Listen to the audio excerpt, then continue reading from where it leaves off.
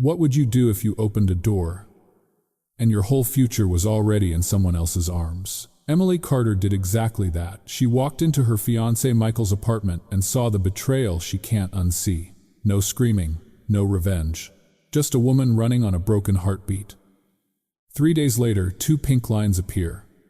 His child, her body, her burden. She keeps it secret, because how do you hand a miracle back to the man who shattered you? So Emily disappears. New town, new name, a quiet cafe, where she hides in plain sight, until a calm, older stranger keeps showing up, listening without asking for anything. When she finally whispers, "I'm pregnant," he doesn't step away. He becomes the safest place she's ever known. And then Michael finds her. Stay with me as we step into Emily's story, because what happens next is the kind of incredible you don't see coming. The front door clicked softly behind Emily Carter as she held the small, crumpled note in her hand, thinking it was just another reminder from her fiancé Michael. But the smell of perfume that wasn't hers hit her first sharp and unfamiliar, like a cold draft, sneaking through the gaps of her carefully curated apartment. She froze mid-step the living room, suddenly feeling too small, too suffocating. Her heart thumped erratically against her ribs, each beat a drum of unease. Something was off, terribly off. Emily's gaze followed the faint sounds coming from the bedroom, a laugh, intimate and slightly familiar, yet not meant for her ears. A sinking feeling pulled at the pit of her stomach. She inched closer, just enough to peer through the slight crack in the door. There on the bed she had once thought was their sanctuary, Michael lay entangled with a woman whose smile Emily remembered from his office party 3 months ago. That same sweetness now burned like acid in her mind. Her lips parted slightly, a whisper of disbelief caught in her throat, but no sound emerged. She pressed her hand over her mouth, fingers trembling as the air seemed to grow impossibly thin. The spare key she had slipped under the mat last week, intending a surprise dinner, fell from her hand with a metallic clatter that seemed far too loud in the tense silence. She bent down instinctively, but the noise echoed against the walls like a gunshot. Her heart lurched violently, and with one last desperate glance, she turned and ran. The streets outside were slick from an early spring drizzle, droplets mingling with the tears she could no longer hold back. Her raincoat clung to her as she wandered aimlessly, the city lights blurred through watery eyes. Each step felt heavier than the last, a weight compounded not just by the shock, but by the dawning understanding of betrayal. Emily had always thought she knew him, trusted him completely, and now that foundation had crumbled beneath her feet. Every familiar sight along the route, the bakery corner, the lamppost near the old library, the park bench she had once imagined Sunday mornings, with Michael now seemed alien, tainted with the memory of deception. She pulled her phone from her bag, tempted to call Grace, her best friend, but the idea of speaking even to someone who loved her felt unbearable. Michael's name flashed repeatedly on the screen. Each vibration sent a ripple of anger, hurt, and disbelief through her chest. She silenced it. She would not let him reach her, not tonight, not while her mind was spinning in spirals of what-ifs and how could he. Back in the small confines of her apartment, the remnants of a life meticulously built with trust and love seemed to stare back at her, mocking and accusing. The scent of Michael's cologne still lingered faintly on the pillowcases, a cruel reminder of intimacy now tainted. Emily felt her chest tighten, the betrayal pressing down like a physical weight. She sank to the floor, back against the door, knees drawn up, seeking some form of stability in the chaos. The memory of their engagement, the laughter shared over weekend breakfasts, the dreams of a family, all of it collided with this one image in the bedroom. Her mind was a storm, thoughts tumbling like shards of glass. Why? How could he? Each thought stung sharper than the last. And yet beneath the tidal wave of pain, a small, stubborn ember of clarity began to flicker. She would leave. She had to leave, not just the apartment, not just the city, but everything that tethered her to a man capable of such duplicity. The next few days passed in a blur of packing and planning. Emily's hands moved almost automatically, stuffing clothes into suitcases, slipping important documents into a small backpack. She secured a one-way bus ticket to Salem, a city she had visited once as a child, where the streets and skies had seemed vast and forgiving. She did not leave a forwarding address. She did not leave a message. It was as if Emily Carter would cease to exist for Michael and the world she had once inhabited. As the bus rumbled away from her old life, Emily pressed her forehead against the window, watching familiar landscapes dissolve into distance. Her reflection stared back at her pale and haunted eyes, wide with the combination of grief and determination. She allowed herself a long, shuddering breath. She was free, yet the freedom felt raw and untested, a landscape of unknowns stretching endlessly ahead. And somewhere, deep beneath the anger and betrayal, a tiny pulse of hope persisted, a fragile yet insistent whisper that perhaps life held more than heartbreak. But for now, Emily let herself sit in the quiet devastation, the storm inside her matching the gray drizzle against the bus window. The realization of betrayal had landed hard, but she was still standing, and that somehow felt like the first victory. Emily Carter had left Michael. She had left behind everything she thought she wanted. And as the city receded behind her, the weight of what had been and what was yet to come pressed upon her chest, leaving a single emotion suspended in the air, the quiet, trembling cusp of a new beginning. Emily Carter had barely unpacked the last of her belongings in the small Salem apartment when she realized a subtle shift within herself. It wasn't just the exhaustion from travel or the sleepless nights following the betrayal. It was something more intimate, something that made her pause, mid-step in the kitchen, fingers brushing against her lower abdomen, almost unconsciously. A strange flutter, a nervous hesitation. She leaned against the countertop, the morning light from the narrow window, casting long, thin stripes across the pale walls. The air smelled faintly of coffee and paper, the small comforts of her new space, yet even they couldn't mask the sudden rush of panic that gripped her chest. Her thoughts spun uncontrollably. Could it be? No. It couldn't. Could it? The betrayal, the chaos of leaving everything behind, and now this an undeniable sense of life growing inside her. Her hands trembled as she fumbled through her drawer, pulling out the small white plastic stick still wrapped in its sterile packaging. She had thought it was just a precaution, a check to ensure everything was fine after the stress of the move, yet now it felt like a key to an unknown future. The test was simple, clinical, yet the moment she saw the faint pink lines, the air seemed to thicken around her. 2 lines, impossibly clear yet impossibly real. Emily's breath hitched. Her pulse raced, a frantic drumbeat echoing in her ears. Her mind froze as fragments of her life, with Michael flashed unbidden, the laughter in their apartment, the promises whispered late at night, the small insignificant gestures that now seemed hollow and mocking. The father. It's Michael. He betrayed me, and now this. Her chest tightened, a mix of fear and disbelief coiling around her like a vice. She sank onto the edge of her bed, the paper stick trembling between her fingers. Tears welled in her eyes, not yet falling as she processed the impossibility of it all. The betrayal was fresh, raw, and yet here was the undeniable truth. A life growing because of him, a life she had yet to acknowledge fully. Her mind fought itself, anger, resentment, grief, all battling with a reluctant spark of hope. The thought of carrying new life amidst such pain was almost cruelly beautiful. Emily thought of Grace, her voice like a distant echo in her memory, always urging caution, always protective. She could call her friend, share this monumental news, but she couldn't. Not now. Not with the betrayal still bleeding fresh in her heart. Not with the raw edges of her own fear still sharp enough to cut. She had to decide silently alone. The secret pressed against her chest like a living weight. She couldn't tell him. She couldn't tell Michael, not after everything. Not after the humiliation, the heartbreak, the countless promises shattered in one moment of deception. Her reflection caught her in the narrow bathroom mirror. Pale, strained eyes wide and alert, the woman staring back at her seemed like someone she barely recognized. There was Emily, the survivor, the woman who had fled a life built on lies. And yet, there was something new too, the small, insistent stir of creation of possibility. A tiny spark of hope, fragile and trembling, whispered to her she could choose her own path. She could protect this new life. She could rewrite the rules. Decision hardened within her as she ran a hand through her hair. Yes, she would leave. Not just the apartment, not just the city, but the world. Michael occupied the world that had betrayed her in every conceivable way. She would vanish quietly, deliberately, ensuring that he never had the chance to taint this life, this miracle, with his indifference or deceit. Her breath came faster now, but steadied itself with resolve. She packed methodically, every piece of clothing, every essential, carefully folded and stowed. The small apartment became her cocoon, a final frontier between the life she had lost and the new life she was about to create.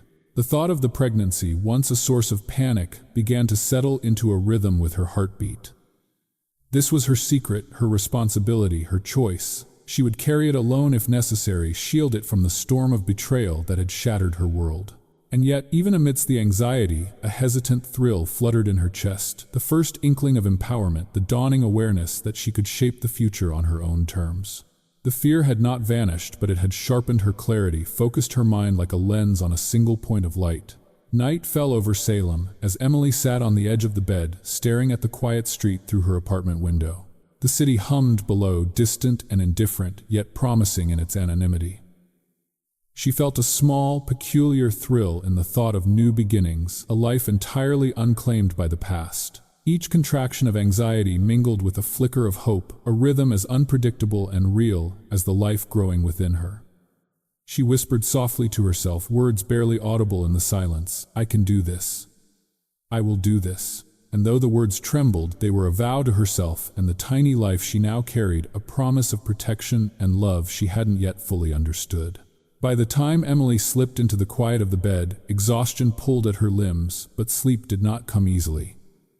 Her thoughts circled endlessly, calculating, planning, imagining possibilities and dangers. She knew the path ahead was fraught with uncertainty, but the seed of determination had taken root. She would leave quietly, without a word to Michael, without letting him know, without allowing his betrayal to shadow the life she was about to nurture. In the quiet of that small apartment, she allowed herself one last shuddering exhale. The panic, the anxiety, the hidden hope, they coexisted, chaotic and intertwined, but at least now she had a direction. She would survive, she would protect this life, and she would begin again somewhere far from the ruins of what had been. Emily Carter pressed her forehead against the window, watching the unfamiliar skyline blur into streaks of orange and gray. Each passing street lamp seemed to whisper both warning and promise, as if the city itself were aware of the fragile life arriving within its folds. Her hands rested on the worn leather strap of her bag, knuckles white, and for the first time in days she allowed herself to feel the weight of the decisions she had made. She had left Michael, left the betrayal, left the memories that clawed at her heart, but the distance came at a price.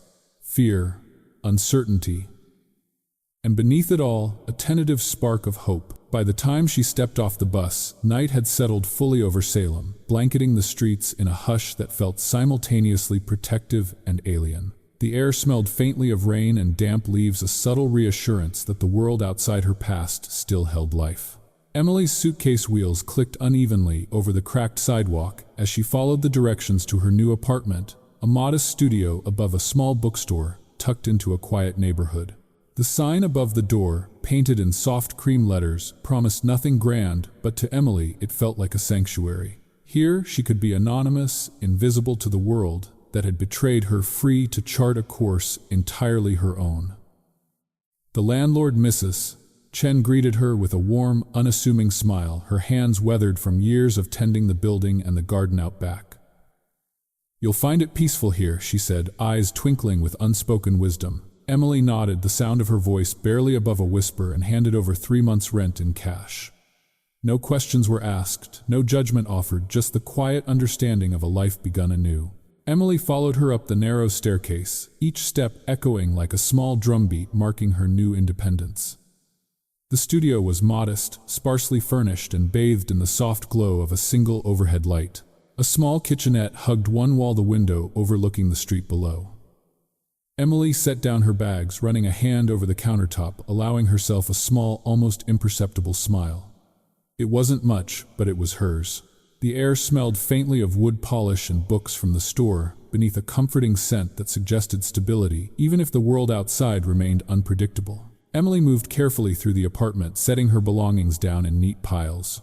Each item placed seemed to echo a promise. She would not look back, she would not allow herself to be pulled into old wounds. Yet the fear lingered like a shadow at the edges of her consciousness. Would she be safe here? Would she be able to start over without being drawn back into the chaos she had fled? And above all, could she face the world carrying the knowledge of new life alone and unprotected, without letting panic or despair overwhelm her? As she unpacked, she allowed herself to remember The first moments after leaving Michael's apartment, the silence of the streets, the rain on her coat, the way her heart had felt like it might shatter and yet persist. She thought of the pregnancy test, the pink lines, the silent promise and burden of the child she now carried.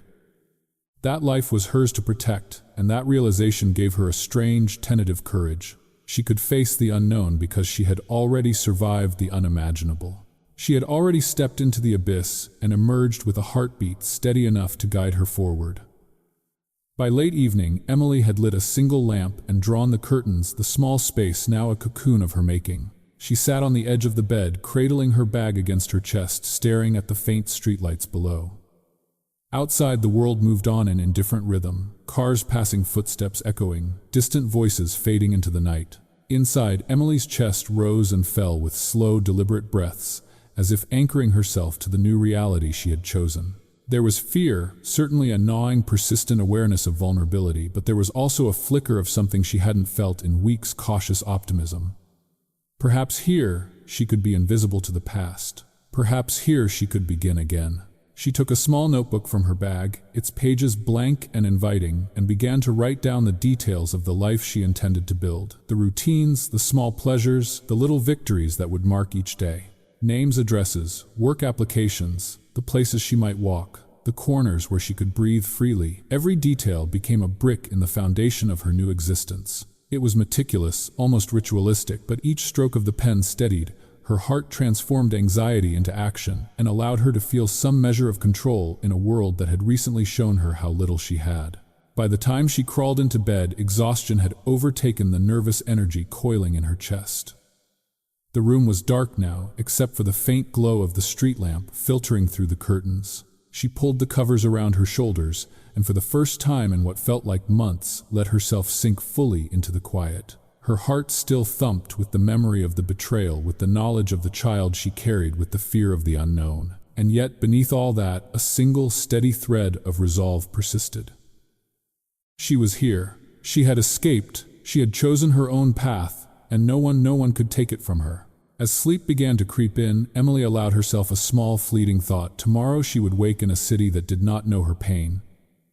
She would breathe air untainted by deceit. She would live her life according to her choices, protect the life she carried, and perhaps, in the quiet moments between uncertainty and dawn, find a small measure of peace. For now, though, she let herself linger on the threshold of possibility, the first night in her new city, leaving her simultaneously free and achingly aware of the vulnerability that came with starting over. Morning sunlight filtered softly through the tall windows of the small cafe, casting golden streaks across the wooden floors and the polished countertops. Emily Carter stood behind the espresso machine, adjusting the strap of her apron and taking a deep breath.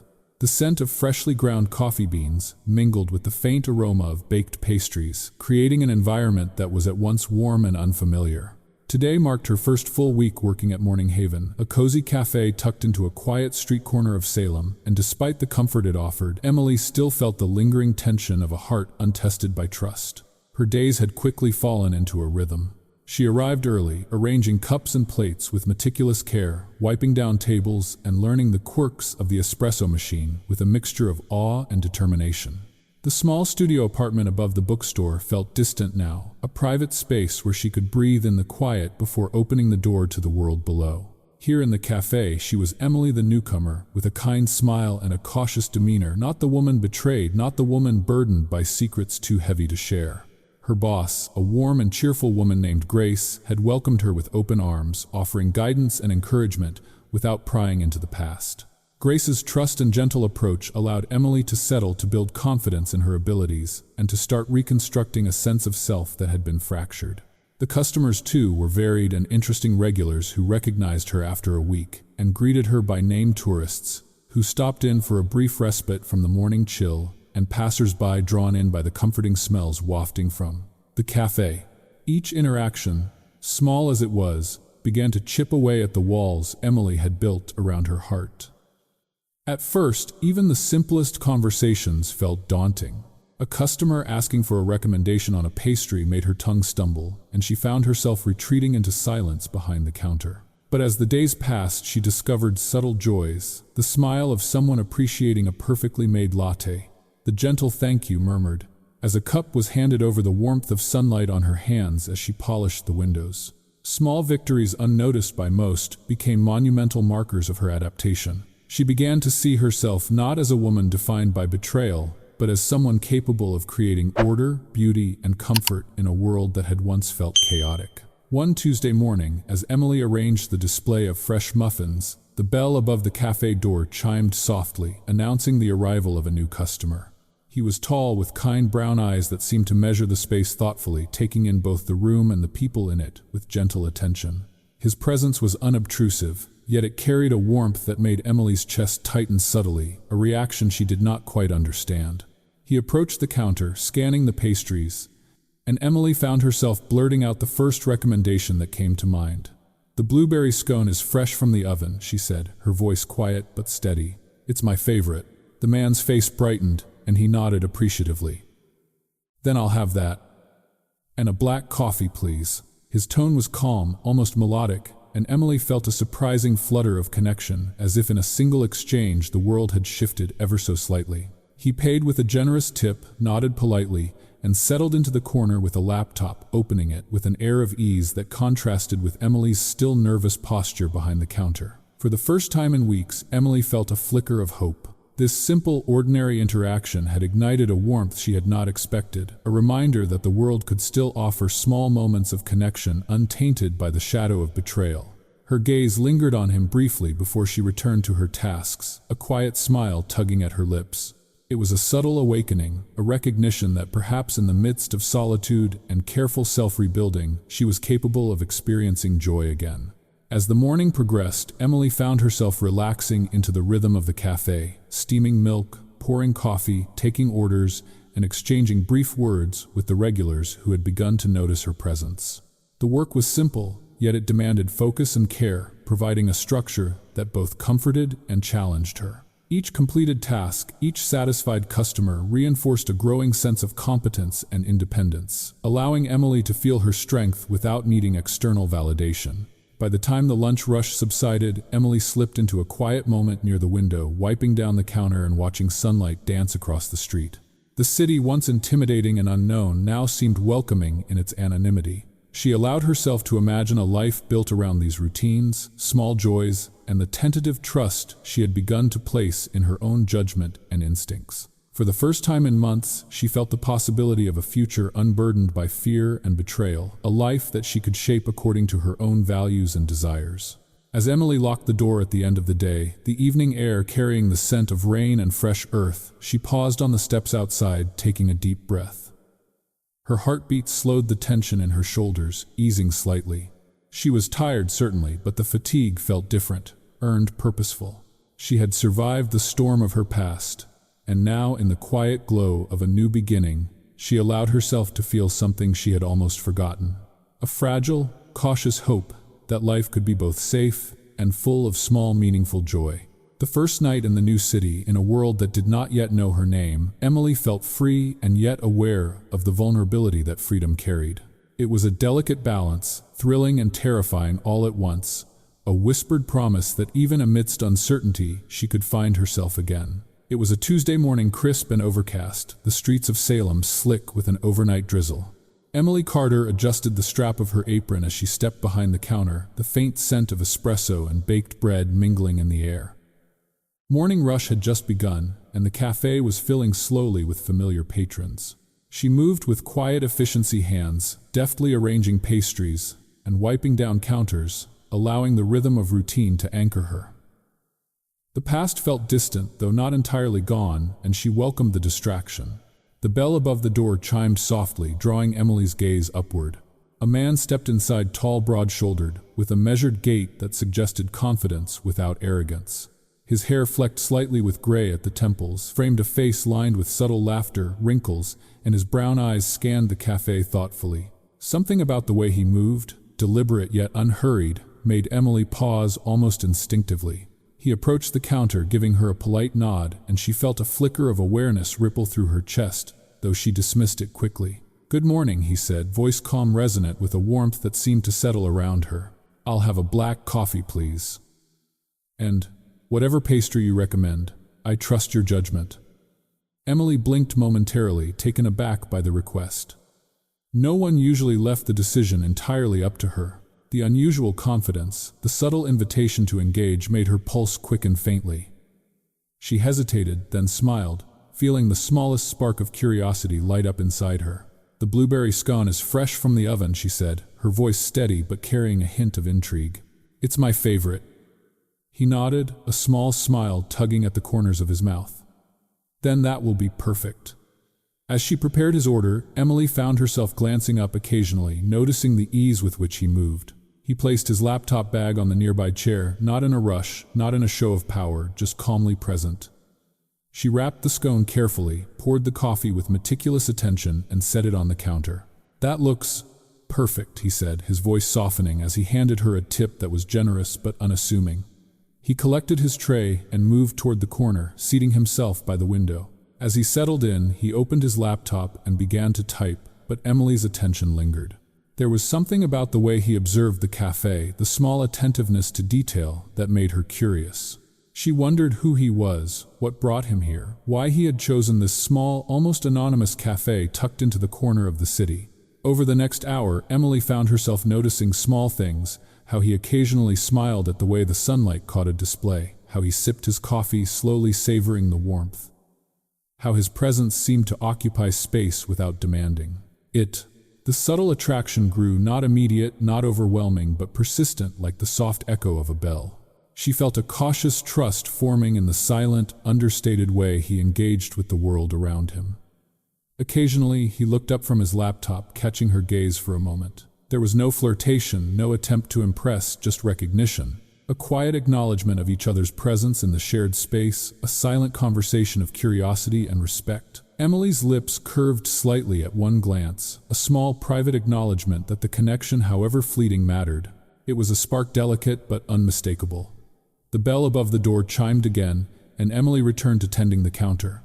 Customers moved in and out, but she found herself glancing back at the man repeatedly. He was absorbed in his work, but occasionally paused, looking around, and those moments of shared awareness sent small shivers through her. She realized that in a week of new routines and small victories, this was the first time she had felt a sense of intrigue and anticipation towards someone else, not tied to past pain, not burdened by betrayal. Finally, as the morning rush eased, he stood and approached the counter once more. "Thank you for the scone," he said, his eyes warm, almost kind. "It was perfect, just as you promised." There was a subtle pause, a quiet hope lingering in his expression, as if inviting a conversation without words. Emily felt her chest tighten with a mix of nervousness and cautious excitement. She realized that even in the midst of solitude and new beginnings, the possibility of trust, of connection, of something entirely unforeseen could take root. "Anytime," she replied softly, a small smile tugging at her lips.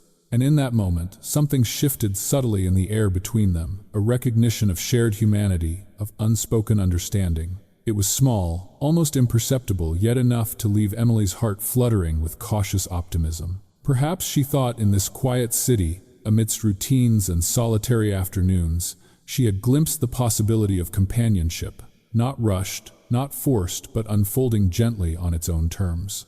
As he returned to his corner, she allowed herself a moment to breathe, to let the sensations settle like sunlight on her skin.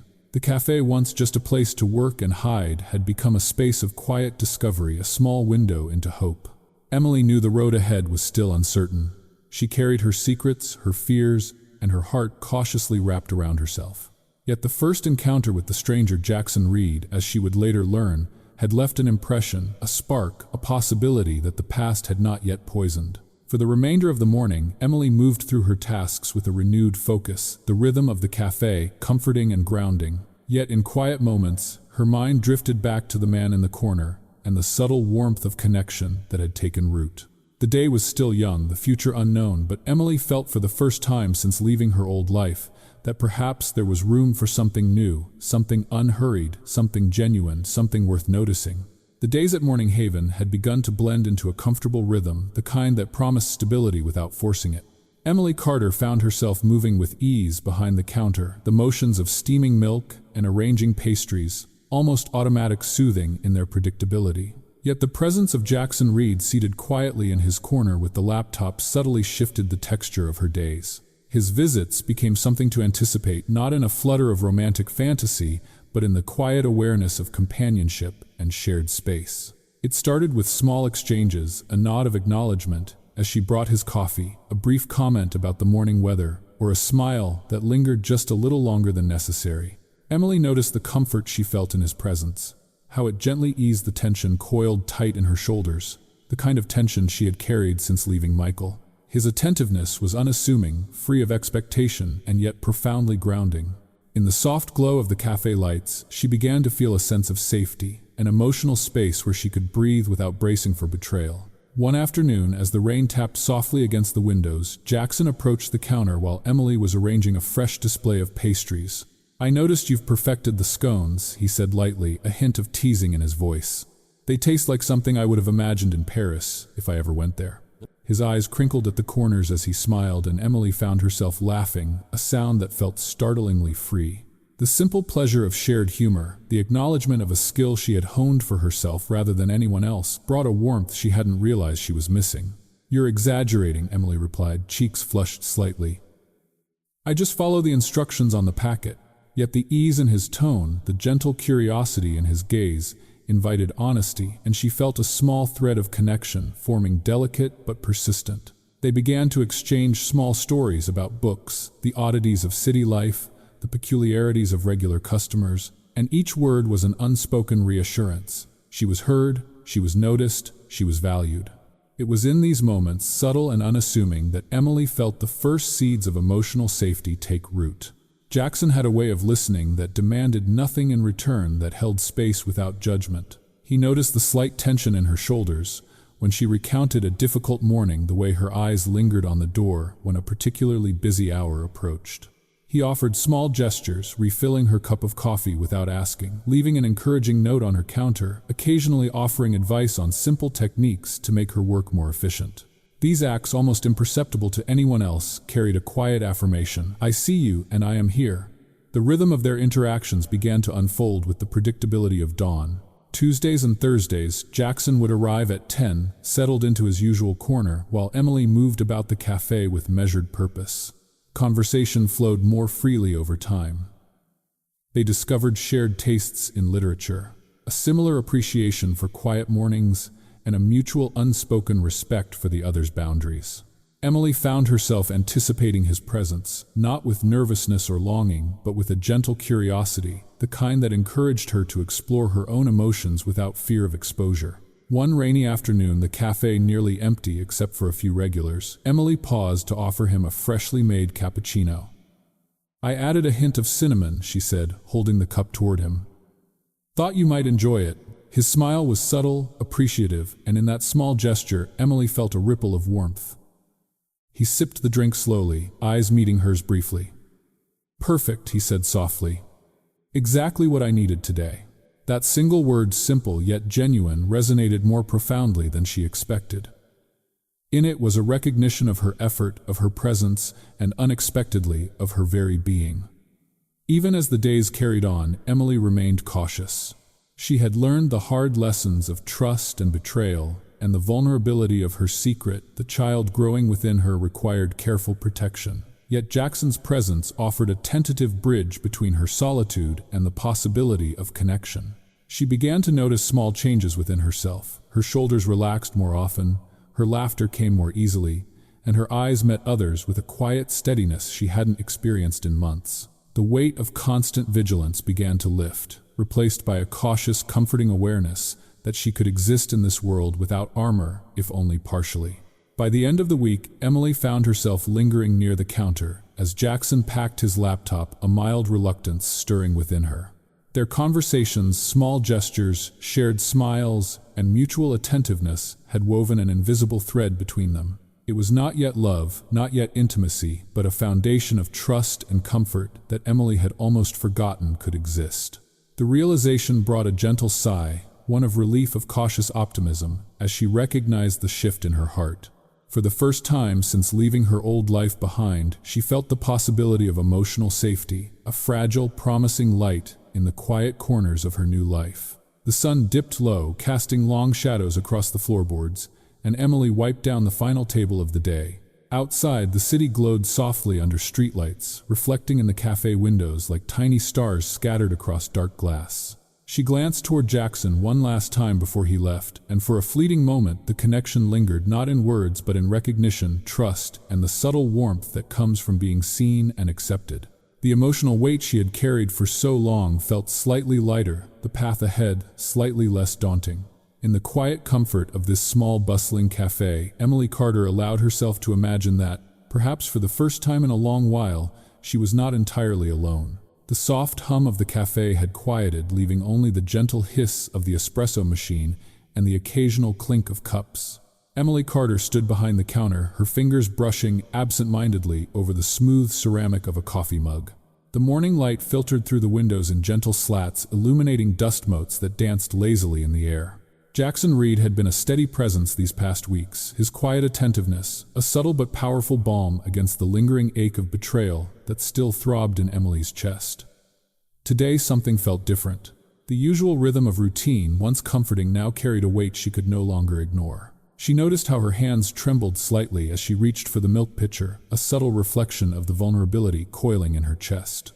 The child she carried, the life hidden from the world, pressed against her mind with urgent insistence. She wanted more than anything to share this burden, to release the tension that had wound itself around her heart for so long. And yet fear lingered a shadow at the edges of her courage. Could she trust him with such a truth? Jackson approached the counter, his usual calm demeanor, his expression warm and patient. "Coffee?" he asked, a gentle question that felt like an offering of normalcy. Emily handed him the cup, her hands steadying as their fingers brushed briefly. It was a small contact, but it carried with it a reassurance that she could not yet name. His gaze met hers, attentive, patient, unhurried, and something inside her stirred a mixture of fear and hope that she could not suppress. I wanted to tell you something." She began, her voice barely above a whisper, as if speaking too loudly might shatter the fragile trust she had begun to feel. Jackson leaned slightly, his posture open, inviting her to continue. The gesture, simple yet profound, made her chest ache with the first stirrings of emotional relief she had felt in months. Emily took a deep breath, drawing on the courage she had summoned countless times over the past weeks. "It's complicated," she said, her voice quivering slightly. "My life? It's not exactly simple right now." She hesitated, searching his eyes for judgment, finding none. Only the soft patience and understanding she had begun to rely upon. "Take your time," he said gently. "I'm listening." That simple assurance, the absence of expectation or pressure, allowed Emily to let her guard down just slightly. She spoke haltingly at first, recounting fragments of her past, the betrayal that had sent her, fleeing the loneliness that had threatened to consume her. She did not yet reveal the pregnancy, but the act of sharing these vulnerabilities felt like a quiet liberation. With each word, each carefully chosen sentence, she felt a small weight lift the tension in her shoulders, easing incrementally. Jackson responded not with advice or commentary, but with the attentive presence of someone who truly heard her. He nodded at appropriate moments, maintained eye contact that neither pressured nor intruded, and offered occasional soft murmurs of empathy. "I understand, that must have been so hard. You're stronger than you realize." These small gestures, almost imperceptible to anyone else, were a salve to the raw edges of Emily's heart. Time passed with a gentle rhythm, marked by the quiet clatter of cups and the distant hum of morning traffic. Emily found herself leaning slightly toward him, a gesture unintentional yet revealing. The tension within her body softened, and she noticed for the first time in weeks a subtle shift in her emotional landscape. The world, once sharp with pain and mistrust, now felt just a little less daunting. There was space here, a sanctuary where she could begin to untangle the knots of fear and grief that had bound her so tightly. After a long pause, Emily ventured further. She spoke of hopes she had buried, dreams she had abandoned, and the cautious optimism that had begun to flicker despite everything. Jackson listened, never interrupting his presence, steady, unassuming, yet profoundly anchoring. The act of being heard, of being witnessed without judgment, stirred something deep within Emily, a fragile, nascent sense of safety. She realized she was beginning to trust not just his attention, but the sincerity behind it. The feeling was intoxicating, yet grounding, a paradox that both unsettled and reassured her. By the time she concluded, a soft sigh escaped her lips, a release she hadn't realized she had been holding. Jackson's eyes held hers, patient and warm. "Thank you for sharing that," he said softly. "I know it's not easy." Emily's lips curved in a tentative smile, a first acknowledgement of the healing that had begun. For the first time in months, she felt a sense of emotional safety, the subtle recognition that she could exist in the presence of another without fear or pretense. The afternoon sunlight shifted across the cafe, painting the walls in warm tones. Emily moved behind the counter with a lightness she hadn't felt in weeks, each motion carrying a quiet confidence. The vulnerability she had dared to reveal did not result in pain or judgment. Instead, it was met with patience and gentle affirmation. That knowledge, that reassurance, allowed her to feel a glimmer of hope that life might indeed offer new beginnings, built not on betrayal or fear, but on understanding and care. As the cafe quieted and the day neared its close, Emily felt a calm settle over her, a subtle yet powerful reassurance that she was no longer navigating her challenges in isolation. The trust she had begun to place in Jackson, the acknowledgement of her own vulnerabilities, and the gentle warmth of connection coalesced into a quiet triumph. She allowed herself a brief, private smile, one of cautious optimism and recognition that healing could begin even in the smallest of interactions. The mini-climax of this connection, the first real sense of emotional safety, lingered, a delicate ember glowing softly within her heart. Emily returned to her tasks, moving through the familiar motions with renewed presence. Each gesture, each cup poured, each smile exchanged with customers felt lighter, freer. She carried the subtle warmth of shared understanding, the quiet knowledge that she had taken a step toward trusting again, toward opening her heart, and toward embracing the possibility of hope. And as she wiped down the counter for the final time that day, a single thought hovered gently in her mind. Perhaps, just perhaps, she could feel safe again. Emily Carter sat at the small wooden table in the corner of Morning Haven, her fingers tracing the rim of her coffee mug as if the circular pattern could contain the whirlwind of thoughts inside her. The cafe hummed with its usual quiet energy, the soft clatter of cups and murmur of conversation blending into the background, yet inside her chest, a storm raged. The secret she had carried pressing against her with the weight of both fear and responsibility seemed louder than ever in the safety of this familiar yet exposed space. She had spent weeks testing the waters, gauging Jackson's demeanor, feeling the subtle warmth and understanding in his presence. Yet the thought of revealing the pregnancy, of entrusting him with this fragile, delicate truth, filled her with a tension that made her stomach knot. What if he judged her? What if he recoiled at the thought of responsibility, at the reminder of the man who had betrayed her? And above all, what if this connection she had begun to trust so gently was irrevocably altered by a single revelation? Emily's gaze fell to the notebook she had started weeks ago, filled with observations and reflections, a private chronicle of the life she was building. The page that marked the day she had realized she was pregnant stared back at her, a silent question hanging in the air. Could she hand over this most intimate part of herself to another person? Could she risk the vulnerability required to let him see the hidden chapters of her life? Chapters she had guarded fiercely against the world. Her pulse quickened as Jackson approached, carrying his usual quiet presence that both reassured and unsettled her. "Good morning," he said, his voice a calm anchor amidst the storm of her thoughts. Emily returned the greeting with a small, tight smile, aware of the tremor in her hands as she stirred her coffee. There was a pause, a shared moment suspended in the routine of the cafe, and she realized this was the opportunity, the right moment if courage could be mustered. I need to tell you something," she began. Voice trembling slightly, the words tasting foreign on her tongue. Jackson's eyes met hers immediately, calm, attentive, and encouraging. No expectation, no judgment, just presence.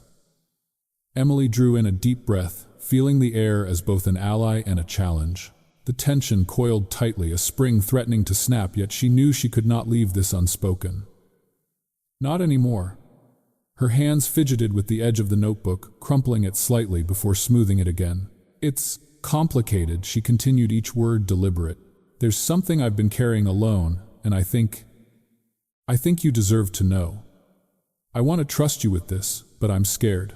The admission, though partial, felt like stepping onto the edge of a cliff, the abyss of uncertainty yawning beneath her. Jackson's gentle gaze did not flinch. He remained a steady presence, a safe harbor in the emotional turbulence. He leaned slightly forward, the soft hum of the cafe enveloping them in a cocoon of quiet. "Emily," he said softly, "you can tell me anything. I'm here to listen, not to judge." His words, simple yet profound, acted as a counterweight to the anxiety gripping her chest. The warmth in his voice, the sincerity in his eyes invited her to lower the shield she had built so carefully. She allowed herself a small, shuddering exhale, feeling a thread of courage take hold. Emily paused, swallowing the lump in her throat. The secret, the life she had protected so fiercely, now felt within reach of disclosure. I'm pregnant," she whispered, barely above the noise of the cafe. The words felt both enormous and fragile, suspended in the air like a delicate glass ornament. Her eyes searched his face, seeking the flicker of reaction, bracing for shock, disappointment, or judgment. Instead, she found only a steady calm, a presence that absorbed the revelation without disturbance. Jackson nodded gently, not speaking immediately, allowing the gravity of the moment to settle between them. "Thank you for trusting me," he finally said, his voice steady, warm. "I can't imagine how hard that must have been to keep inside, and I respect the courage it took to share it." The words were a balm, a subtle affirmation that Emily had chosen wisely in confiding in him. A sense of protection, of safety, began to weave through her panic, a softening of the tight coil of fear. The tension in Emily's chest began to shift, easing into a tentative relief. The anxiety, though not entirely dissipated, was tempered by the realization that Jackson's presence was steady, non-judgmental, and supportive. She allowed herself a small, fleeting smile, a recognition that trust once extended carefully could indeed yield emotional reprieve. The act of revealing her secret, something she had feared would unravel her carefully constructed sense of security, instead became a cornerstone for new trust, a foundation for the healing she had longed for. As the morning sunlight brightened, the cafe casting gentle shadows across the counters and floors, Emily felt a shift within herself. She had navigated betrayal, solitude, and fear, and now, in the presence of someone who offered understanding without expectation, she glimpsed the first real sense of relief and hope. The mini-climax of this moment, the decision to trust Jackson with her secret, marked a turning point. The emotional weight she had carried alone had been lightened, at least partially, by the courage to speak and the grace to be heard. Emily continued to stir her coffee, her hands no longer trembling as they had before. The atmosphere in the cafe, once a backdrop to routine and solitude, now felt imbued with possibility. She had confronted her fear, faced the secret she had guarded so fiercely, and found within that act a measure of liberation. In Jackson's attentive gaze, she recognized a safe space, a quiet affirmation that she was not alone and perhaps never truly had to be again. For the remainder of the morning, Emily carried herself with a subtle lightness, a cautious optimism threaded through her movements. Each interaction, each smile shared with customers, each sip of coffee she poured, felt lighter, freer, imbued with the quiet confidence that came from revealing a part of herself and finding acceptance. The mini-climax lingered, a soft glow of emotional safety and hope, a promise that even in a world fraught with uncertainty, she could trust, could open her heart, and could continue to move forward with courage. The weekend sunlight poured gently through the large windows of Morning Haven, illuminating the soft wooden floors and the neat rows of cups and pastries. Emily Carter moved behind the counter with the ease of someone settling into a rhythm, yet there was a distinct weight lifted from her shoulders. Jackson Reed's presence had become a quiet, steady force in her life, and the reassurance it brought was slowly seeping into every corner of her days. It began subtly. Jackson would arrive with thoughtful gestures, a carefully brewed coffee waiting on the counter for her before the morning rush, a small bag of fresh groceries tucked under his arm, with the occasional note, "For you and the little one." At first, Emily hesitated, unsure how to receive such kindness without fear or suspicion. But gradually the gestures stitched themselves into her routines, becoming a background rhythm of care that neither intruded nor demanded. It was a presence both comforting and grounding. One Tuesday morning, Jackson approached her as she was wiping down a small section of the counter. "Emily," he said, voice soft but deliberate, "I've looked into some pediatricians in the area. I thought it might help to schedule an appointment just to get things organized." Emily paused, her hands, mid-motion, heart quickening. The thought of someone being involved in this deeply personal part of her life, yet respecting her space, filled her with a mix of relief and cautious joy. She nodded, a small smile forming. "Thank you," she whispered, the words carrying more gratitude than she intended. Over the following weeks, Jackson's commitment unfolded in layers, each one reinforcing the sense of security that Emily had begun to crave. He accompanied her to appointments, holding her hand in the waiting rooms, providing a steady presence when emotions ran high. He listened intently to the doctor's advice, asked thoughtful questions, and helped translate complex information into manageable steps. The baby, a life Emily had shielded so carefully, began to feel less like a solitary responsibility and more like a shared hope buoyed by Jackson's attentive care. In the quiet moments between tasks at the cafe, Jackson would linger, offering gentle conversation and small reassurances. "How are you feeling today?" he would ask, not with concern alone, but with a genuine interest that made Emily feel seen in a way she hadn't experienced in years. When she expressed fatigue or discomfort, he adjusted their schedules, encouraged her to rest, and even researched tips to alleviate her physical strain. These acts, though practical, carried an emotional weight that resonated deeply within her, a promise silent but unshakable that she was not alone in this journey. The mini-climax of this unfolding connection arrived one overcast afternoon, as Emily sat at the counter rubbing her aching back after a particularly busy morning. Jackson approached, carrying a small, wrapped package. "I thought you might like this," he said, placing it gently in front of her. Inside was a soft baby blanket, embroidered with tiny stars and moons, and a simple note, "For the little one from someone who cares." Emily's hands shook slightly as she traced the delicate stitching, the gesture so personal, so thoughtful, that she felt a lump rise in her throat. It was the first moment she truly allowed herself to recognize that Jackson's care was not performative. He genuinely cared. Tears threatened to spill, and she looked up to meet his gaze. There was no expectation, no pressure, just an unwavering steadiness that anchored her amidst the swelling emotions. The relief she felt was profound. After weeks of fear, secrecy, and solitary preparation, she had finally found a person whose presence offered both security and joy. It was a small but monumental shift, an emotional foundation she could lean on, the first real sense that she would not face this journey alone. From that day forward, Jackson became an integral part of Emily's life in tangible ways. They prepared for the baby together, shopping for essentials with care, discussing choices for furniture and nursery colors, and planning routines that would support both mother and child. Every detail, from the placement of the crib to the selection of soft, safe toys, was approached with respect for Emily's preferences, reinforcing the trust she had begun to build. Each interaction, practical and sincere, wove another thread into the fabric of connection that was rapidly becoming essential to her sense of security. Even simple everyday moments carried new meaning. Emily would catch him adjusting a pillow on a chair or leaving a note reminding her to take her prenatal vitamins, and she felt the warmth of being valued and protected.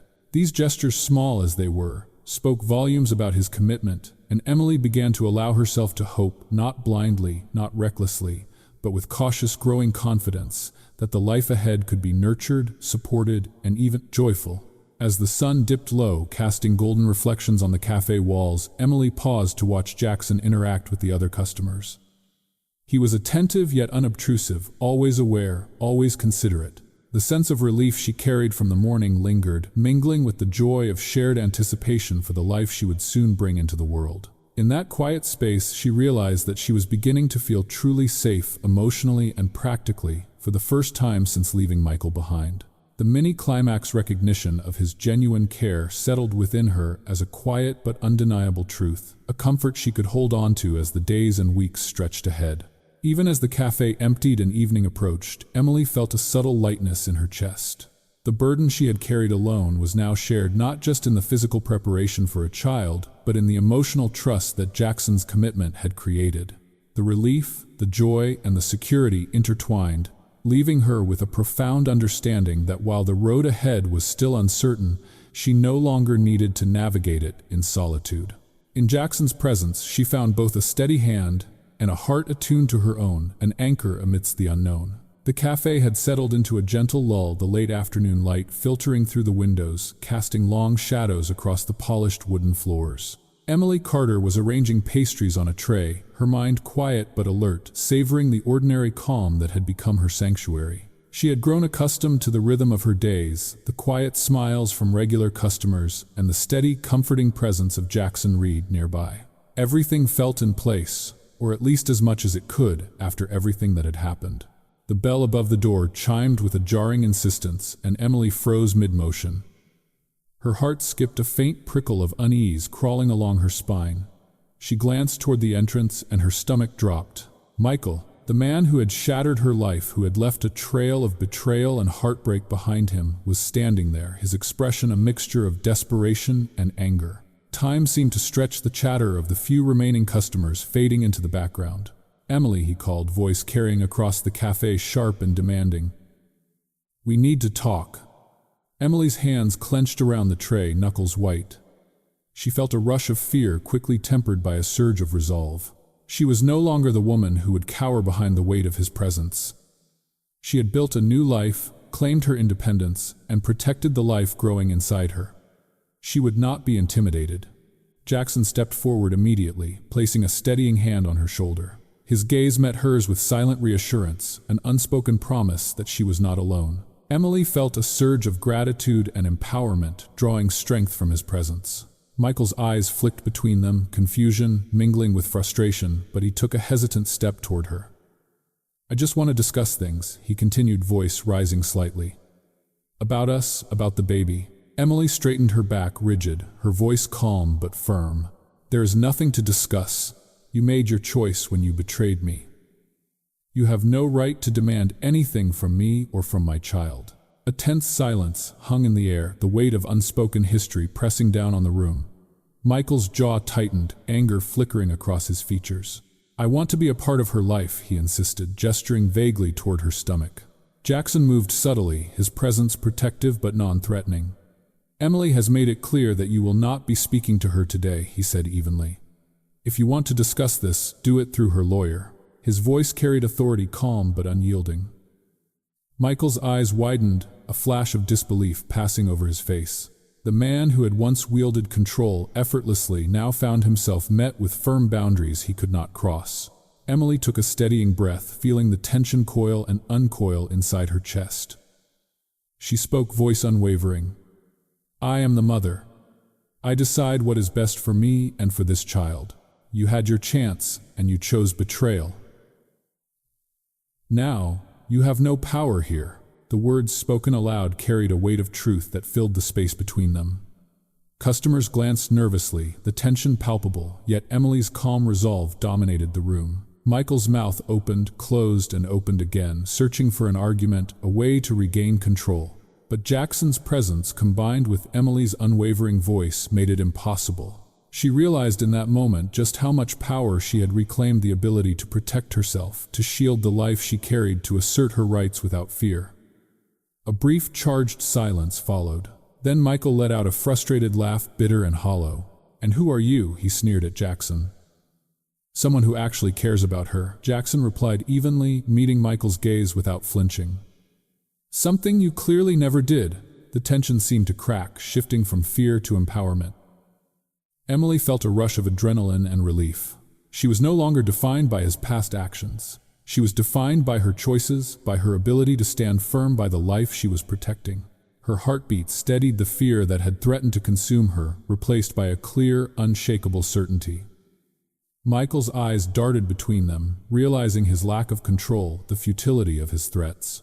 He muttered something under his breath, anger giving way to grudging acknowledgement before turning and storming out of the cafe. The bell above the door chimed sharply as he exited, leaving a charged silence behind. Emily exhaled slowly, feeling the tension drain from her shoulders, replaced by a profound sense of relief and empowerment. Jackson placed a hand lightly on her back, steady and grounding. "He's gone," he said softly. "You're safe." Emily let herself lean into the reassurance, feeling, for the first time in months, that her life and her child were truly protected. The empowerment, the reclaiming of agency, was intoxicating. She realized that she had not only survived the confrontation, but had asserted her right to a life untainted by betrayal and control. The cafe, once a simple place of work and quiet routine, now felt like a sanctuary. Emily moved through the space with newfound confidence, each gesture and glance reaffirming the control she had reclaimed. She felt the first full measure of empowerment since fleeing Michael, the first real certainty that she could face whatever came next with clarity and strength. And as she poured the final coffee of the day, her gaze flicked toward Jackson, gratitude and recognition in her eyes, knowing that together they had withstood the storm and emerged intact. Though the adrenaline of the confrontation still hummed faintly in her veins, Emily allowed herself a private, quiet thrill of triumph. The mini-climax asserting her rights, standing firm and reclaiming control over her life and her child settled in her chest like a steady flame. Outside, the city continued its rhythm, unaware of the small but monumental victory that had taken place within the walls of Morning Haven. Inside, Emily Carter finally felt the profound certainty of safety, protection, and empowerment, a sense she intended to carry with her into the days ahead. The morning sunlight filtered through the blinds of Emily Carter's small studio apartment, casting stripes of warmth across the floor. The events of the previous day, the confrontation with Michael, still lingered like a low hum in her chest. Though she had asserted her rights and reclaimed control, the knowledge that he could attempt to challenge her choices remained a shadow over her newfound stability. Anxiety prickled at the edges of her consciousness, unrelenting yet manageable, tempered by the quiet presence of Jackson Reed. Jackson arrived promptly, carrying a folder thick with documents and business cards, his usual calm demeanor anchoring Emily's nerves. "I've arranged a consultation," he said softly, his brown eyes steady and reassuring. "One of the best family lawyers in the state. She specializes in cases like this, custody, parental rights, and protection from manipulative partners. I thought it would help to have professional guidance just in case."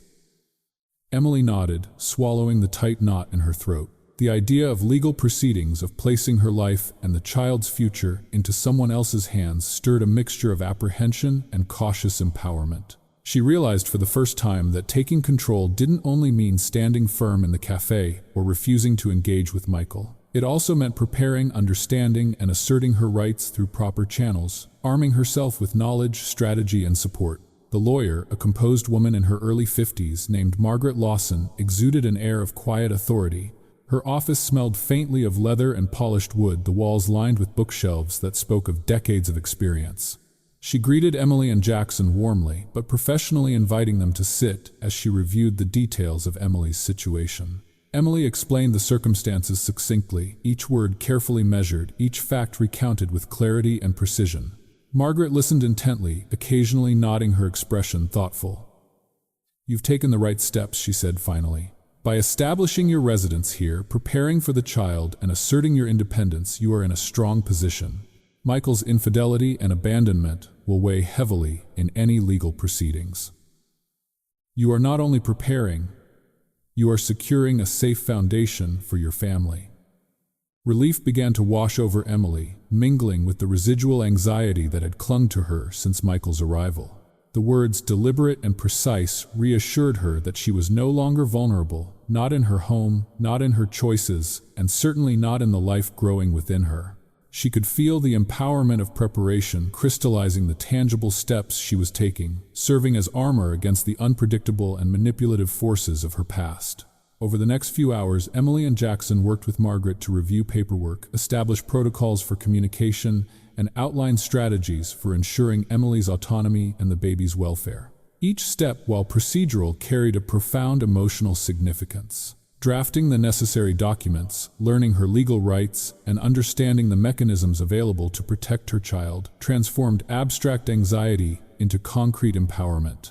Emily found herself breathing more easily, her mind gradually shifting from fear to a sense of measured control.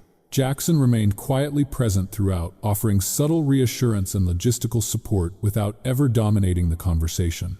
His presence was steady, patient, and attentive, a consistent reminder that she was not alone in this process. When Emily faltered in understanding a legal term or hesitated in a decision, Jackson's calm guidance provided a bridge over uncertainty. The collaboration was not just practical, it was deeply comforting, a living affirmation that she had allies in navigating the complicated path ahead. By the end of the consultation, Emily felt a profound shift within herself.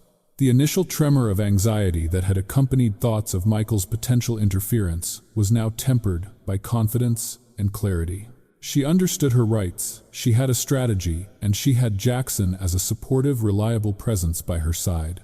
The mini-climax of this preparation, the moment she truly felt protected, informed, and ready, settled in her chest like a quiet flame. It was not a blaze of triumph, but a steady glow that would sustain her through the weeks and months to come. Returning to the apartment, Emily allowed herself a moment to exhale, fully leaning against the doorframe with a faint, almost imperceptible smile. The tasks ahead, though still numerous, now felt navigable. Legal protection, practical planning, and emotional support had converged to create a sense of safety she had not known since fleeing Michael. The life she was building, though still fragile, was anchored in both preparation and care, giving her the strength to face whatever challenges might arise. Emily sat by the window, the late afternoon sun casting a warm glow over the city streets below. The anxiety that had dominated her thoughts was replaced with a tempered assurance she was ready. She was prepared. And for the first time in months, she allowed herself to imagine a future where she could protect herself, her child, and the life they would share. The mini-climax lingered a quiet, steady reassurance that she was not only capable of facing past threats, but had effectively neutralized them through action knowledge and the unwavering support of those she trusted. The evening settled into a gentle calm, the city outside moving at its indifferent, predictable pace.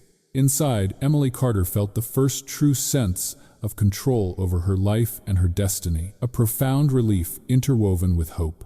She knew challenges remained, but for now she could rest in the knowledge that she had taken every possible measure to secure safety, stability, and protection. And in that space, a subtle but powerful empowerment took root, a quiet certainty that she and her child were ready to face whatever came next together. The night air was cool and crisp as Emily Carter paced the small apartment, gripping her lower back with each sharp contraction. The hours of anticipation had come to this, her body signaling the imminent arrival of the life she had carried in quiet secrecy and steadfast hope. Fear rippled beneath the surface, a mix of excitement and trepidation, yet determination anchored her resolve. She had faced betrayal, uncertainty, and solitude. She could face this. Jackson Reed was at her side immediately, his presence steady and reassuring. He had packed the hospital bag days ago, anticipating the moment with a mixture of preparation and quiet concern. "Breathe, Emily," he murmured, voice calm yet imbued with urgency. "Focus on each breath. We're here with you." His hands rested lightly on her shoulders, grounding her as another wave of pain washed over her, making her knees buckle slightly. Grace arrived moments later, a reassuring force of energy guiding Emily through the initial rush. "You've got this," she said warmly, taking charge of practical matters, calling the hospital, checking the packed items, and giving clear instructions that allowed Emily to focus solely on the rhythm of labor. The two people she trusted most formed a protective circle around her, their combined presence transforming fear into a controlled energy she could channel into each contraction. The drive to the hospital was a blur. Emily gripped Jackson's hand, his steady pressure a lifeline, while the sounds of the city at night became secondary to the rhythm of her own body and the urgent task ahead. Jackson's voice, calm and deliberate, reminded her to breathe, to focus, to trust the process. The hospital lights shimmered through the rain-slick streets, welcoming yet imposing a gateway to the final stretch of the journey she had long anticipated with both dread and hope. Inside the delivery room, the sterile smell and bright lights initially heightened her anxiety, but the familiar, attentive faces of Jackson and Grace anchored her quickly. Nurses moved with practiced efficiency, their presence supportive rather than overwhelming. Emily's breaths came in measured waves, guided by Jackson's soft instructions and Grace's encouraging words. Each contraction tested her endurance, yet each exhale carried her closer to the life waiting to enter the world. Hours passed with an exhausting rhythm. Emily's body was taxed, but her mind remained fiercely focused.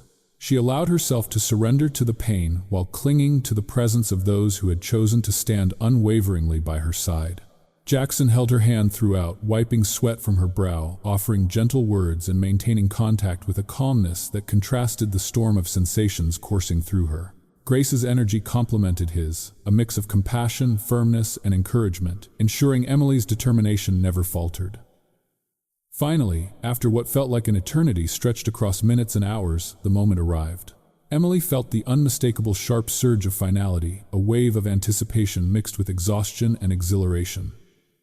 "It's time," the nurse said, her tone brisk, yet gentle. Jackson's grip tightened slightly, eyes meeting Emily's with an intensity that spoke volumes. She drew in a deep, shuddering breath, steeling herself for the final push, focusing on the life that awaited. The cries of labor and the effort of the body culminated in a moment both terrifying and miraculous. A sharp, almost electric sensation passed through Emily as the child emerged into the world. The room filled with the sound of a newborn's first cry, a noise so pure, so unmistakably alive that the exhaustion, pain, and fear melted into a singular, overwhelming joy. Tears streamed down Emily's face as she collapsed back against the pillows, clutching the tiny form pressed to her chest. "She's here, Emily," whispered, voice choked with emotion. "Emma Grace, she's here." Jackson leaned close, his eyes moist with emotion, gently brushing a hand over the baby's tiny form. "She's perfect," he said softly, voice thick with awe. "Absolutely perfect." The enormity of the moment, the culmination of months of fear, preparation, and hope settled over them like a warm blanket. Emily allowed herself to bask in the relief, the uncontainable happiness, and the profound sense of accomplishment that accompanied bringing this life safely into the world. Grace smiled knowingly, her presence steady, reinforcing the sense of triumph and relief in the room. The months of secrecy, preparation, and careful navigation of threats had culminated in this singular, perfect moment. Emily held Emma Grace close, marveling at the delicate features, the tiny fingers curling instinctively around hers. Jackson and Grace's supportive presence underscored the joy, transforming it into a shared experience that felt both intimate and monumental. In the quiet hours that followed, Emily marveled at the child. She now held the culmination of fear and hope, the embodiment of resilience. Each breath Emma took, each soft coo was a tangible affirmation of survival, of care, of the strength Emily had cultivated within herself. The mini-climax, the birth of Emma Grace, brought a relief so profound it left her heart trembling. Yet it was tempered by an awareness of the ongoing journey ahead. One now emboldened by love, support, and the knowledge that she was not alone. As Emily rested, Jackson beside her, hands gently stroking her back and the newborn, she allowed herself to surrender fully to the joy and relief that had built steadily over the past months. Fear had been transformed into triumph, anxiety into empowerment, and the labor into a testament of endurance and love. The moment was not just about the arrival of a child, but about the affirmation that Emily's choices, her strength, and her trust in those who truly cared had borne fruit in the most miraculous way imaginable. The late morning sun poured through the wide windows of the new house, casting a soft glow over the pale yellow walls of the nursery. Emily Carter carried Emma Grace carefully into the room, cradling her daughter as if she were the most precious treasure in the world. Every detail of the space, the white crib near the window, the rocking chair positioned just right, the soft mobiles of stars and moons hanging above, had been chosen with care, a reflection of love, protection, and hope. This home was more than walls and furniture. It was a sanctuary, a foundation for the life they were building together. Jackson Reed followed, carrying a box of books and small toys, his eyes bright with quiet pride and tenderness. "I thought Emma might like these," he said softly, setting them gently on a low shelf. Emily glanced at him, gratitude swelling in her chest.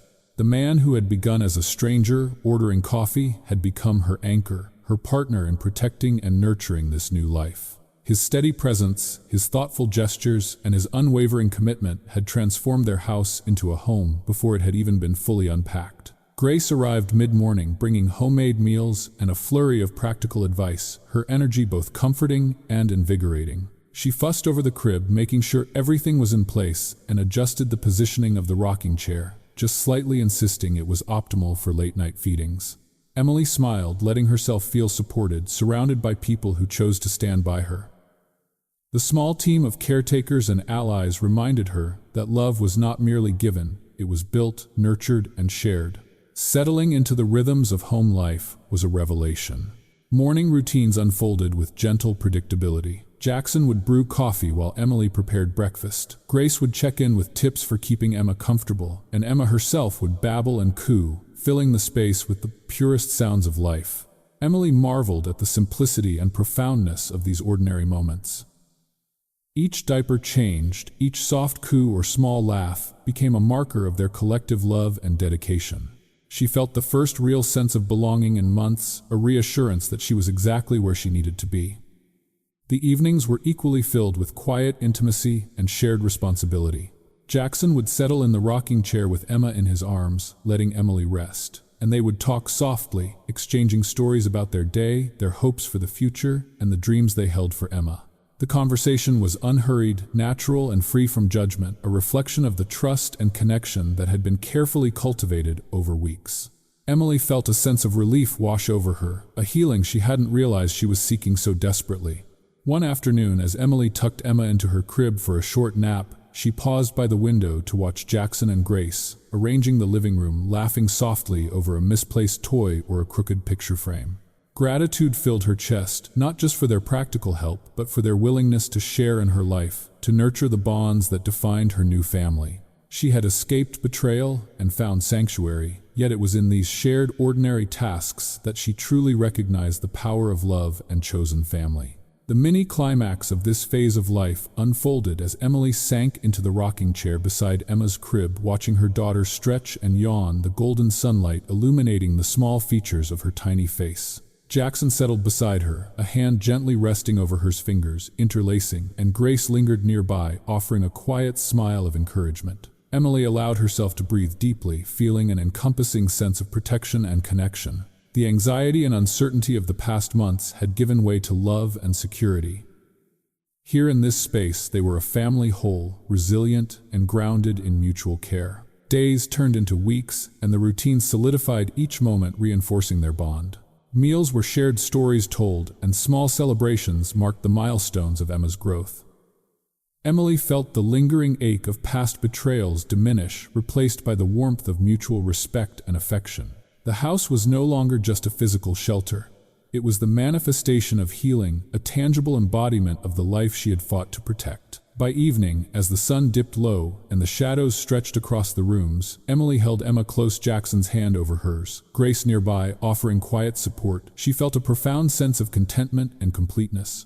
The mini-climax, the deep feeling of belonging, of protection, and the solidification of their family bonds, settled into her heart with a comforting, enduring weight. She realized that this was more than survival. This was flourishing, a life reconstructed with love, patience, and intentional care. Emily whispered softly to Emma, the words, a tender promise. "You are safe, you are loved, and we are here together." Jackson leaned closer, his voice echoing hers in quiet affirmation. Grace smiled, knowingly understanding the depth of the moment, the quiet triumph of a family solidified not by blood alone, but by choice, loyalty, and unwavering care. In that golden light, Emily felt the culmination of months of struggle, hope, and determination crystallize into the purest form of joy and healing, the unshakable certainty of home and family. The afternoon light streamed gently through the windows of Emily Carter's home, casting a soft glow over the nursery where Emma Grace napped peacefully. The house was quiet, filled with the faint hum of life, settling into a rhythm of comfort and routine. Emily sat in the rocking chair beside the crib, holding her daughter in her arms, feeling the warmth of her tiny body against hers. Jackson Reed moved quietly in the background, organizing the living room with practiced care, leaving space for her to reflect without interruption. Grace hummed softly in the kitchen, tidying the dishes from breakfast. For the first time in what felt like an eternity, Emily allowed herself to simply breathe and be present. Her mind drifted, revisiting the tumultuous months that had brought her here. The betrayal, the heartbreak, the night she had discovered Michael's infidelity, those memories had once threatened to consume her. She remembered the icy shock of that day, the paralyzing disbelief, the heavy weight of betrayal pressing down with a force she had never known before. And yet here she was, months later, surrounded by love, support, and a sense of belonging she had never imagined. The contrast between then and now was almost surreal, a testament to the resilience she had discovered within herself. Emily's thoughts wandered to the pregnancy, the secret she had carried in silence, unsure how to protect both herself and the life growing inside her. She had feared judgment, rejection, and the possibility of being forced back into a world that had hurt her deeply. Yet in choosing to trust Jackson and to face the challenges head-on, she had found allies, advocates, and the courage to claim her own path. The child in her arms was not just a symbol of life, but of triumph over fear, proof that strength and hope could flourish even in the aftermath of betrayal. She reflected on the people who had become her pillars. Jackson, steady and unwavering, offering support without ever demanding. Grace, whose kindness and practical wisdom had made every day easier and safer. the lawyers and professionals who had guided her through legal protections, ensuring she could navigate the future without fear. Their presence had helped transform her anxiety into empowerment, her isolation into a network of care that bolstered every decision she made. Emily realized that family was not only defined by blood, but by the deliberate, loving choices people made to protect and nurture each other. The realization that emerged from these reflections was profound. Sometimes the worst experiences in life, the betrayals and losses that seem unbearable, are the very forces that propel us toward our greatest blessings. Michael's deception had forced her to leave a life built on illusions, to step into uncertainty, and to confront both fear and independence head-on. In doing so, she had discovered not just survival, but love and belonging in a way she had never known before. The path had been painful, yes, but it had led her to the joy of motherhood, the warmth of Jackson's presence, and the creation of a family bound by choice and care. Emily's gaze softened as she looked down at Emma Grace, who stirred slightly, opening her eyes and cooing. The tiny hands reached out instinctively, and Emily brought them gently to her lips, feeling a surge of love so intense it threatened to overwhelm her. In this moment, she understood the depth of her own resilience, the strength it took to overcome betrayal, and the courage required to embrace the unpredictable journey of motherhood. Every tear shed, every sleepless night, every anxious decision had culminated in this singular, breathtaking joy. She allowed herself to smile, a quiet, contented smile that carried gratitude for the journey itself. The betrayal that had once felt like an insurmountable wall had been transformed into a bridge to something far greater: trust, love, and a family of her choosing. Emily's heart swelled with the realization that she had not only survived the past, but had actively shaped a life of meaning and connection. The empowerment she felt was not only practical, grounded in safety and preparation, but profoundly emotional, a knowing that she could face the future with courage, clarity, and hope. Jackson approached, kneeling beside her in the rocking chair, his hand brushing softly against hers. "She's beautiful," he whispered, his eyes meeting hers with warmth and admiration. Emily felt the familiar reassurance, the steady current of care and commitment that had carried her through uncertainty. Together, they watched Emma Grace settle back into sleep, a quiet bond forming around them, reinforced by shared responsibility, mutual respect, and the unspoken understanding of what it meant to protect and nurture life. Grace entered smiling, knowingly placing a gentle hand on Emily's shoulder. "You've come so far," she said softly. "Look at the life you've built from heartbreak to hope. You've done it all." Emily's eyes filled with tears, not of sorrow, but of gratitude and recognition. The journey had been arduous, filled with fear, doubt, and pain, yet here it was tangible, vibrant, and alive. The child, the home, the family, and the trust she had cultivated were living proof that even in darkness, light could be found and nurtured. As the sun dipped low outside, casting a golden hue across the nursery, Emily felt a deep sense of contentment. She held Emma Grace close, feeling the steady rise and fall of her tiny chest, and allowed herself to reflect on the journey that had brought them here.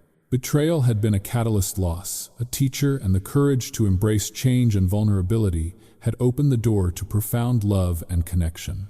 The climax of this reflection was simple yet monumental. The worst thing that had ever happened to her had led to the best things in her life. In the quiet of their home, Emily allowed herself one final lingering thought. Sometimes the greatest gifts come disguised as pain. The most precious lives grow from the ashes of what we thought we had lost, and love, when chosen and nurtured, carefully has the power to heal completely. She felt inspired emotionally, full, and profoundly moved by the realization that her journey, though shaped by betrayal, had ultimately led her to a life of joy, security, and family, one she would cherish for every day to come. Sometimes healing begins where we least expect it, inside quiet moments, small acts of kindness, or the courage to step into the unknown. Emily's journey reminds us that betrayal and loss, though excruciating, do not define the fullness of our lives. What feels like the end can become the doorway to a new beginning, where trust, love, and connection are built deliberately and gently. It's in the courage to protect oneself, to make difficult choices, and to allow space for hope that true growth emerges. The people who choose to stay, who support without judgment, and who offer compassion in quiet ways remind us that family and love are not only inherited, they are nurtured. As we watch Emily find her footing, embrace her child, and welcome love again, we are reminded that resilience is quiet, steady, and profound. Life may break us in unexpected ways, but it also offers opportunities to rise, to rebuild, and to discover joy in places we never imagined. Sometimes the greatest light is born from the deepest darkness. Thank you for being here with us. Every story we share is a journey into the heart, a chance to reflect on love, resilience, and the human spirit. Your presence means the world. Every like, share, and subscribe helps us tell more stories that touch the soul, inspire hope, and remind us of the power of compassion. We are grateful to have you as part of our Shining Stories family. Stay with us, and let's continue to explore stories that heal, connect, and uplift.